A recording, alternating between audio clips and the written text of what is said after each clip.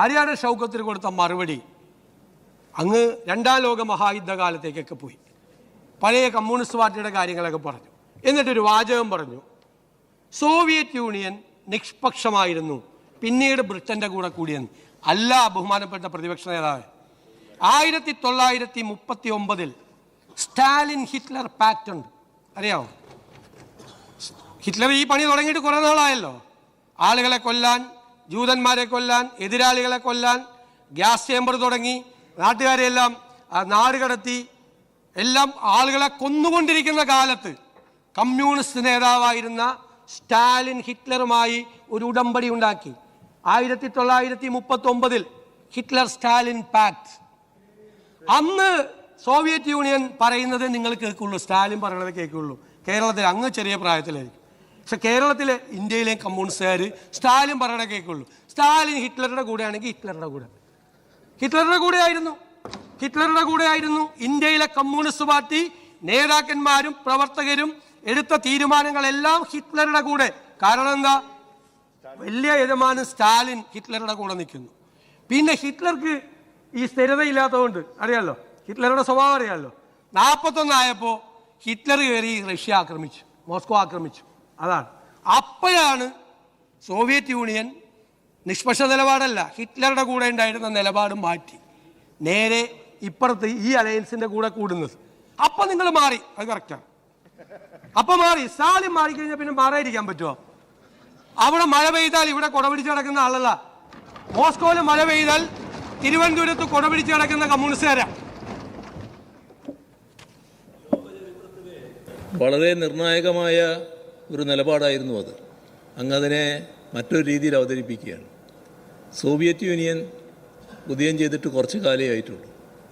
ആ ഘട്ടത്തിൽ ഒരാക്രമണം സോവിയറ്റ് യൂണിയന് നേരെ വന്നാൽ അത് പിടിച്ചു നിൽക്കാനുള്ള വിഷമം അന്ന് സോവിയറ്റ് യൂണിയനുണ്ട്. അത് കണ്ടുകൊണ്ടാണ് തൽക്കാലം ആക്രമണം വരാതിരിക്കണം. എന്നാൽ എന്തു ചെയ്തു? ആക്രമണം വരുന്നാൽ അതിനെ തിരിച്ചടിക്കാനുള്ള എല്ലാ തയ്യാറെടുപ്പുകളും ഇവിടെ ആരംഭിച്ചു. അതിൻ്റെ ഭാഗമായി ഞാൻ പറഞ്ഞു തീർത്തോട്ടെ.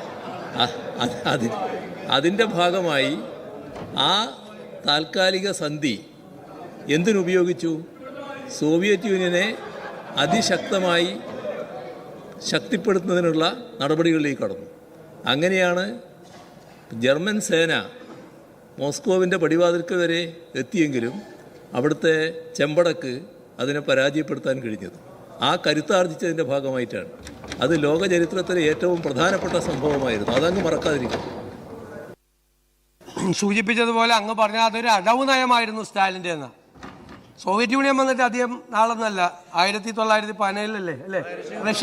റഷ്യൻ റവല്യൂഷൻ 1917 അതിനുശേഷം ഒരുപാട് നാളായി അവർ സെറ്റൊക്കെ ആയിട്ട് നിൽക്കുകയാണ്. പക്ഷേ രണ്ടുപേരും ഒരേ പണിയാണ് ചെയ്തിരുന്നത്. സ്റ്റാലിൻ ചെയ്തിരുന്നതും ഹിറ്റ്ലർ ചെയ്തിരുന്നതും ഒരേ ജോലിയാണ്. എതിരാളികളെ കൊല്ലുക, സ്വന്തം ക്യാബിനറ്റ് മന്ത്രിമാരെ വരെ കൊല്ലുമായിരുന്നു, അറിയത്തില്ലേ? സ്വന്തം ക്യാബിനറ്റ് മന്ത്രിമാരെ വരെ കൊല്ലുമായിരുന്നു, PBയിലുള്ളവരെ കൊല്ലുമായിരുന്നു, നാട് കടത്തുമായിരുന്നു. രണ്ടുപേരും ചെയ്തിരുന്ന ഒരു നല്ല ഒരേപോലത്തെ പരിപാടിയാണ്. ഹിറ്റ്ലർ സ്റ്റാലിൻ പാക്ട് എന്ന് പറയുന്നത് നല്ല യോജിച്ച പാക്റ്റായിരുന്നു. രണ്ടുപേരും ഒരേ ജോലിയാണ് ചെയ്തുകൊണ്ടിരുന്നത്. അല്ലാതെ ഫാസിസത്തിനെതിരായി ലെറ്റ് മീ കൺക്ലൂഡ്.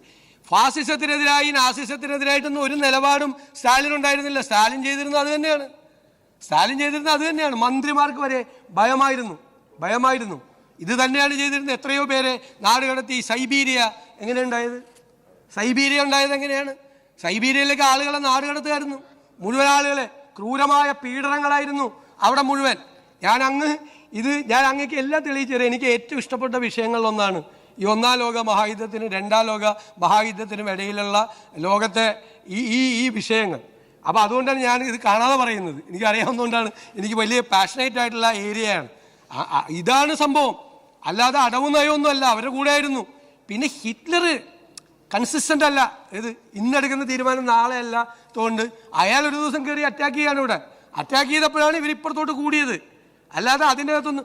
നിങ്ങളുടെ പ്രശ്നം എന്താണ്? ഇന്ത്യയിലെ കമ്മ്യൂണിസ്റ്റുകാരുടെ ഞാൻ പറഞ്ഞതുപോലെ മോസ്കോയിൽ മഴ പെയ്താൽ ഇവിടെ കൊച്ചിയിൽ കുടപിടിക്കും, അല്ലെങ്കിൽ തിരുവനന്തപുരത്ത് കുടപിടിക്കും. അതായിരുന്നു. സ്വന്തമായൊരു നയമൊന്നും ഉണ്ടായിരുന്നില്ല. പിന്നെ രാജ്യത്തെ ഭയങ്കരമായി സ്നേഹിച്ചു കമ്മ്യൂണിസ്റ്റുകാർ എന്ന് പറയരുത്. ജവഹർലാൽ നെഹ്റുവിൻ്റെ നേതൃത്വത്തിൽ ബ്രിട്ടീഷ് ആധിപത്യത്തിന് അന്ത്യം കുറിച്ചുകൊണ്ടൊരു ജനാധിപത്യ ഭരണകൂടം ഉണ്ടായി ഇന്ത്യയിൽ 1947. 48 നിങ്ങളെടുത്ത തീരുമാനം എന്താ? കൽക്കട്ട തീസിസ്. എന്താ തീരുമാനം? നാട് മുഴുവൻ അട്ടിമറിക്കാൻ, അല്ലേ?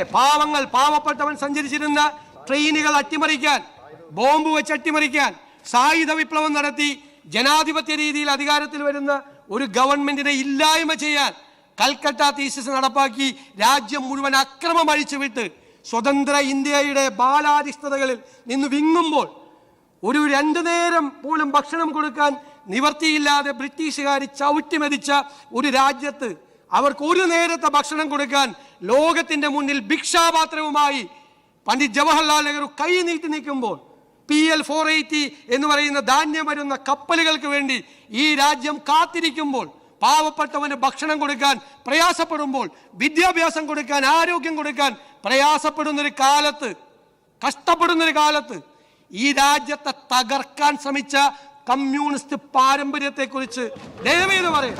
അതാണ് കമ്മ്യൂണിസ്റ്റ് പാരമ്പര്യം, രാജ്യത്തെ തകർക്കാൻ ശ്രമിച്ചത്. ഞാൻ ദീർഘിപ്പിക്കുന്നില്ല. സർ, മഹാത്മാഗാന്ധിയൊക്കെ അവർ ബ്രിട്ടീഷുകാരോട് പോരാടുമ്പോൾ തന്നെ കോൺഗ്രസിനൊരു ഐഡിയോളജി ഉണ്ട്. എന്താണ്? ഫാസിസത്തിനും നാസിസത്തിനും എതിരായിട്ടുള്ള ഒരു ഐഡിയോളജി.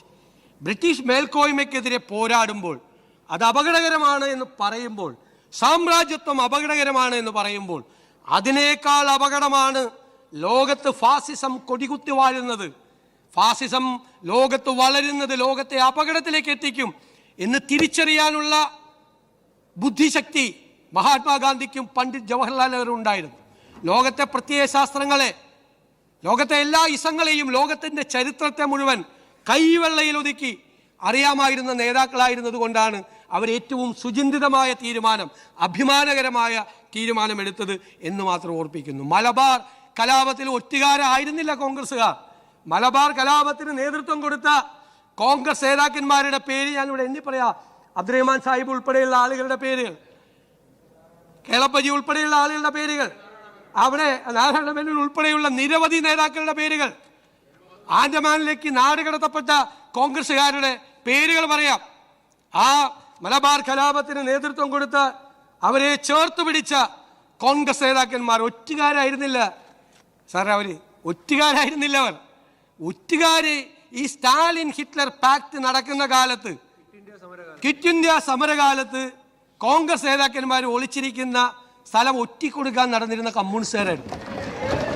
കാരണം അവരെ കുറ്റപ്പെടുത്താൻ പറ്റില്ല. കാരണം സ്റ്റാലിൻ മറ്റേ നിലപാടെടുത്തേക്കണം അവിടെ. ഇവിടെ വേറെ നിലപാടെടുക്കാൻ പറ്റുമോ? അവർ ആ നിലപാട്